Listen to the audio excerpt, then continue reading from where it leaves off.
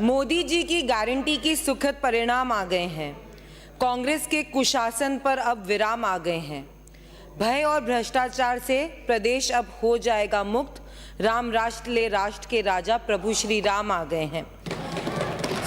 16वीं विधानसभा के सत्र में राज्यपाल के अभिभाषण पर चर्चा में हिस्सा लेते हुए सर्वप्रथम सदन के माननीय अध्यक्ष एवं सभी सदस्यगण का आशीर्वाद लेना चाहूँगी। मेरे पूर्व में जिन वक्ता ने बोला, हमारे आदरणीय सूरजगढ़ के विधायक महोदय, उन्होंने आशीर्वाद हमारे पूरे हाँ पक्ष को पहले से दे दिया कि हम बहुत अच्छे से काम करेंगे। उसके लिए आपका बहुत बहुत धन्यवाद और आभार। बहुत आपने अच्छी अच्छी बातें कही, बहुत सारी बातें नोट करने लायक भी है और कंक्लूजन जो आप शायद नहीं कर पाए अपने चर्चा को, अपनी इस व्यक्तित्व को मैं कंक्लूड कर देती हूँ। इन्होंने यही सब बातें कही कि 5 साल में कांग्रेस ने जिस तरीके से भ्रष्टाचार करा, जिस तरीके से महिलाओं के साथ दुर्व्यवहार करा, जिस तरीके से उत्पीड़न करा, उसी की वजह है कि वे नापक्ष में। और हम विश्वास दिलाते हैं आपको कि ये 5 साल नहीं, अगले आने वाले 15 साल भी हम यहाँ हाँ पक्ष में ही बैठेंगे। इस बात की गारंटी हम देते हैं। और ये गारंटी हम इसलिए दे सकते हैं क्योंकि हमारे आदरणीय प्रधानमंत्री मोदी जी की गारंटी पे सबको भरोसा है। बोलने की बात नहीं, आप लोग खुद ही इस बात को बहुत अच्छी तरीके से जानते हैं कि किस तरीके से हमारे प्रधानमंत्री मोदी जी की कथनी और करनी में कोई अंतर नहीं।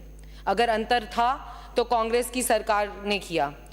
बहुत सारे वादे, बहुत सारी बातें और बहुत सारी चर्चाओं पर बहुत जनों ने यहाँ पर बोला।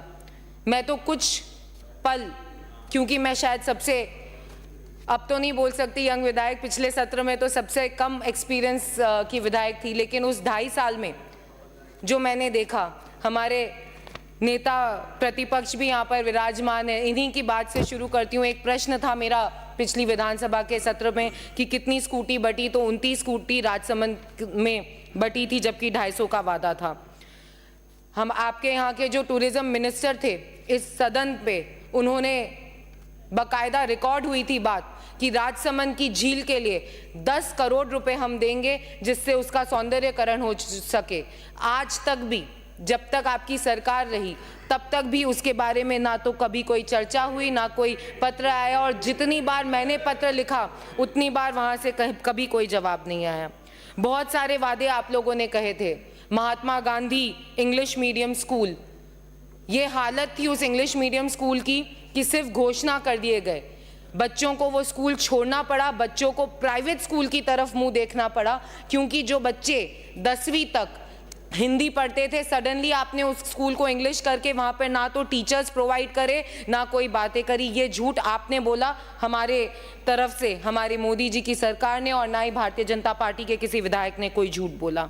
मेडिकल कॉलेज की बहुत बड़ी बातें हुई, राजसमंद भी उसमें से एक था जिसमें मेडिकल कॉलेज खुलेगा, इसकी बहुत बड़ी घोषणा करी गई, बड़े बड़े होर्डिंग्स लगे गए, लेकिन कहीं भी आपके पत्रों में ये नहीं लिखा, कहीं भी ये बात नहीं आई कि किस तरीके से क्या कार्य प्रणाली होगी कि ये मेडिकल कॉलेज धरातल पर उतरेंगे।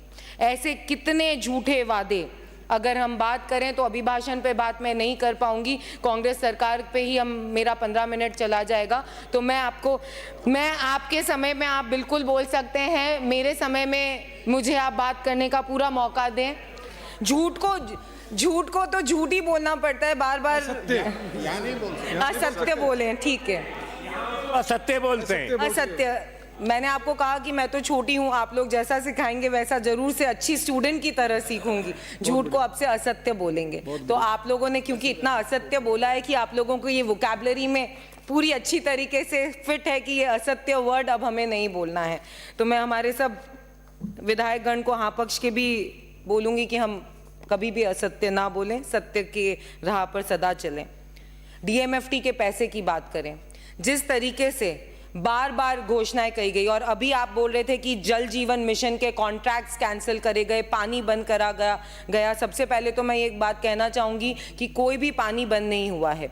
पुराने वर्क ऑर्डर, पाइपलाइंस डालने की बात करी गई, इसलिए इस भ्रष्टाचार को रोकने के लिए हमारे माननीय आदरणीय मुख्यमंत्री महोदय ने ये कोशिश करी है कि 0 टॉलरेंस रखेंगे और ऐसे वर्क ऑर्डर जारी नहीं होने देंगे।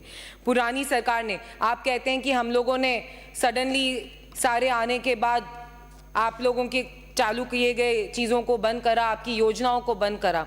मैं आपको बताना चाहूँगी कि 2018 में जब आपकी सरकार आई तो पूरे राजस्थान की बात नहीं करूँगी क्योंकि मैं राजसमंद का प्रतिनिधित्व करती हूँ। राजसमंद के अंदर डीएमएफटी से कही गई घोषणाएं, करीबन 60 करोड़ की घोषणाएं मेरी विधानसभा से कैंसिल करी गई। तुरंत आते ही विदिन 10 दिन में आपने ये ऑर्डर निकाले थे कि अब से कोई भी योजना है, तो क्या वो जन कल्याणकारी योजनाएं नहीं थी?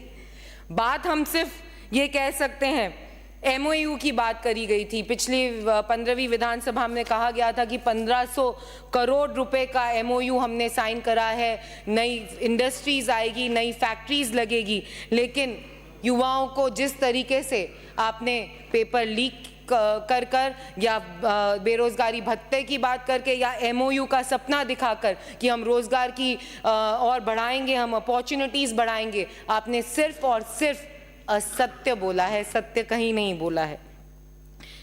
इसी में अगर मैं कहना चाहूंगी कि अभिभाषण की हम बात करें, किस तरीके से महिलाओं पर दुर्व्यवहार हुआ, दुराचार हुआ। हमारे प्रधानमंत्री मोदी जी ने जब से वे प्रधानमंत्री प्रधान सेवक के रूप में इस देश की सेवा कर रहे हैं, उनकी गारंटी पे जनता को भरोसा क्यों नहीं हो? क्योंकि उन्होंने आते ही सिर्फ और सिर्फ महिलाओं के लिए नहीं, हर वर्ग के लिए उन्होंने अच्छे काम करे हैं, हर वर्ग के लिए नई योजनाएं लाए हैं जिनसे उनकी जीवन बहुत अच्छे से बीत सके।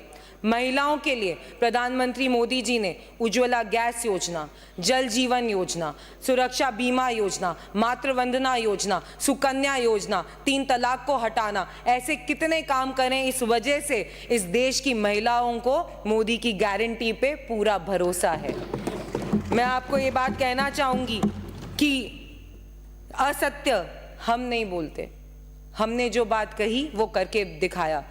कल 22 जनवरी को जो काम हुआ, सिर्फ इस देश की नहीं पूरे विश्व की नजरें हमारे भारत देश पर थी, क्योंकि हमने बोला था कि मंदिर वहीं बनाएंगे और आज हमारा पूरा देश, पूरा विश्व राममय होने जा रहा है। इस गारंटी पे लोगों को भरोसा है। चिरंजीवी डॉक्टर्स की बात कर रहे थे हमारे आदरणीय सूरजगढ़ से पधारे हुए विधायक। वाकई में स्थिति बहुत बुरी है। क्यों ठीक नहीं करी गई? 5 साल मिले थे आपको, आप लोगों को पूरा टाइम मिला था कि आप डॉक्टर्स को प्लेस कर सकें।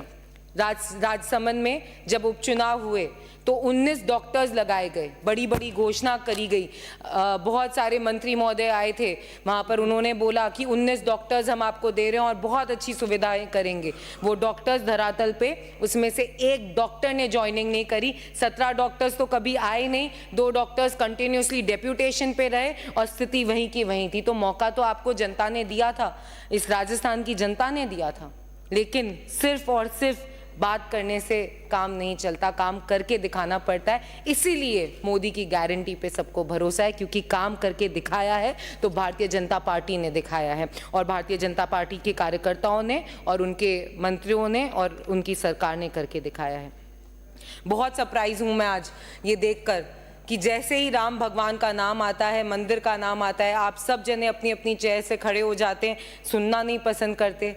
आपका एक नेतृत्व इनविटेशन नहीं पसंद करता, आप लोग उनका नाम लेना पसंद नहीं करते। तो आप बताइए कि क्या हमें बोलना चाहिए, जो आप सत्य किस तरीके से सुन सकते हैं, हम उस तरीके से सत्य को आपके सामने जरूर रखने की कोशिश करेंगे। करो, हम साथ बोला करेंगे।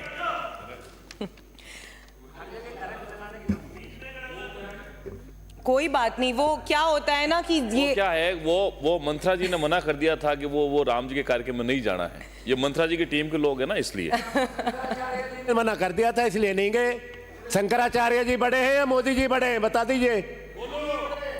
हम शंकराचार्यों को मानते हैं जो कब से इस परंपरा को चला रहे हैं, मेरे समय में जो धर्म के प्रतीक हैं। अभी हम उन शंकराचार्य को मानते हैं। नेता मोदी को आप पूछो, हम शंकराचार्य को पूछते और ये हैं। नियम का मंत्री नियम का उल्लंघन है। सबके विराजे माननीय मंत्री जी, माननीय विराजे। तो क्या है, अभिभाषण पे बात करते हैं, सरकार पे। मैंने आपको कहा ना कि राम भगवान का नाम आते ही इन लोगों को पता नहीं अलग से इनके भाव अलग हो जाते हैं। कोई बात नहीं, हम सरकार की बात करेंगे, आपके काम की बात करेंगे।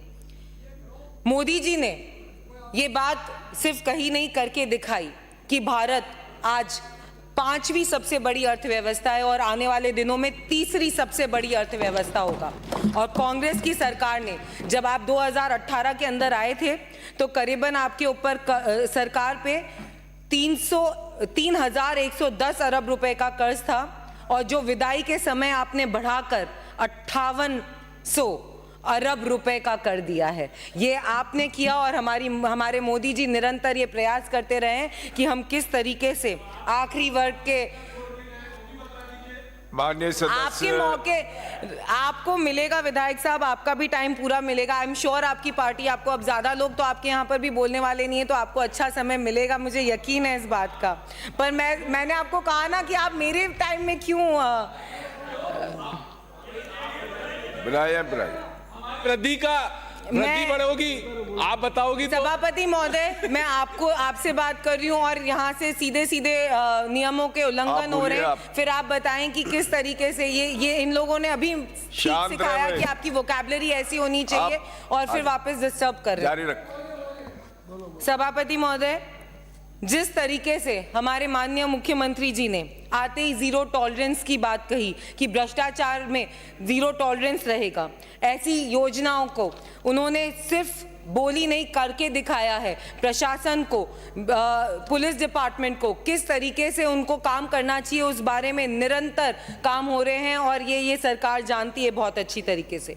ऊर्जा की आत्मनिर्भरता की बात करना चाहूंगी। बिजली एक बहुत बड़ा समस्या था पिछले 5 वर्षों में, किस तरीके से किसानों को बिजली नहीं मिल पाई, और इनके वादे, एक और वादा झूठा नहीं था, असत्य था। किसी भी प्रदेश का विकास और वहां के निवासियों का जीवन स्तर अगर सही करना हो तो ऊर्जा को उपलब्ध कराना चाहिए, और उसकी उपलब्धता को निर्भर आप रहिए प्लीज आप रहिए, ऐसे पॉइंट ऑफ ऑर्डर थोड़ी होता है। आप रहिए प्लीज। कुशल प्रबंधन, भ्रष्टाचार पर अंकुश, अक्षय ऊर्जा क्षेत्र का विस्तार से निश्चय ही। माननीय सभापति महोदय, मैं प्रस्ताव करता हूं सदन का समय राजसमक्ष से आने वाले माननीय सदस्य का वक्तव्य समाप्त होने तक के लिए बढ़ाया जाए। सदन का समय बढ़ाया जाए, बढ़ाया जाता है। चलो, सदन का समय बढ़ाया गया मुझे जब तक माननीय सदस्य अपना अभिभाषण खत्म नहीं कर। बहुत बहुत धन्यवाद आपका, 3 घंटे ठीक है, बिल्कुल, बहुत बहुत धन्यवाद, आभार आप सबका। सभापति महोदय, मुझे बहुत प्रसन्नता है कि महामहिम राज्यपाल ने अपने अभिभाषण में प्रदेश की विद्युत उत्पादन में आत्मनिर्भर बनाने का संकल्प व्यक्त किया है। कुशल प्रबंधन, भ्रष्टाचार पर अंकुश, अक्षय ऊर्जा क्षेत्र का विस्तार से निश्चय ही प्रदेश बिजली आपूर्ति के हालत को सुधारेगा। सभापति महोदय, जन कल्याणकारी योजनाएं जितनी हमारे प्रधानमंत्री मोदी जी ने और उनका साथ देते हुए हमारे यशस्वी मुख्यमंत्री जी ने, जिन्होंने आते ही निर्धन परिवारों को 450 में रसोई गैस की टंकी, अन्नपूर्णा रसोई में भोजन की मात्रा बढ़ाने का जो वादा किया था उसको भी पूरा किया।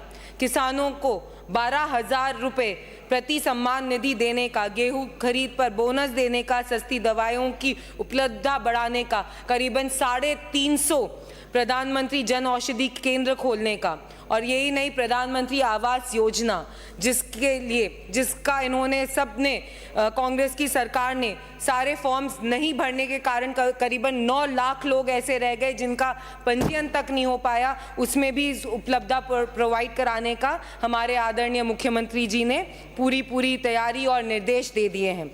आप बात कर रहे हैं आपको तो 5 साल मिले थे, हमने तो 2 महीने में ये सब करके दिखाया है आपको। प्रधानमंत्री महोदय, सभापति महोदय, हमारे प्रधानमंत्री जी ने जिस तरीके से इस देश को और हम सबको निर्देशित किया है कि हमारे को जनता की किस तरीके से सेवा करनी चाहिए, किस तरीके से आखिरी पीढ़ी तक, आखिरी वर्ग तक हमें पहुंचना चाहिए, ये वाकई में सोचने की बात है कि इस गारंटी पे पूरी जनता ने आज भरोसा करा है। राज्यपाल महोदय का अभिभाषण राजस्थान को विकसित राजस्थान बनाने की दिशा में सरकार के संकल्प को दर्शाता है। ये दर्शाता है कि विकसित राजस्थान के लिए भ्रष्टाचार और अपराध मुक्त राजस्थान बनाने की जो घोषणा की गई है वो पूरी तरीके से ये सरकार करेगी। और ये मैं इसलिए यकीन से कह सकती हूँ कि अब ये प्रण 2047 तक विकसित राष्ट्र और विकसित राजस्थान बनाने का हम सब ने लिया है। सभापति महोदय, शिक्षा में गुणवत्ता बढ़ाना और स्वास्थ्य क्षेत्र में सुधार की सरकार की नीतियां सराहनीय है। जिस तरीके से हम आगे काम तो हम आपको करके बताएंगे ही, लेकिन जो नीतियां आज बन रही है वो नीतियां सीधे सीधे ये बयान करती है कि राजस्थान की जनता को अब कांग्रेस मुक्त, भ्रष्टाचार मुक्त और अपराध मुक्त प्रदेश बहुत अच्छा लगने वाला है। सरकार ने अपने सभी लक्ष्यों को पूरा करने का संकल्प लिया है। 2047 तक विकसित भारत, विकसित राजस्थान बनाने के संकल्प के साथ मैं अंत में इन 4 पंक्तियों के साथ अपनी बात को खत्म करना चाहूंगी। सुशासन का संकल्प और जन कल्याण का इरादा, युवा, महिला, किसान को सक्षम बनाने का वादा, कांग्रेस के कुशासन पर अंकुश लगा आगे बढ़े प्रदेश अपना, मोदी जी के नेतृत्व में साकार करेंगे विकसित भारत का सपना, विकसित राजस्थान का सपना। बहुत बहुत सदन धन्यवाद। की बैठक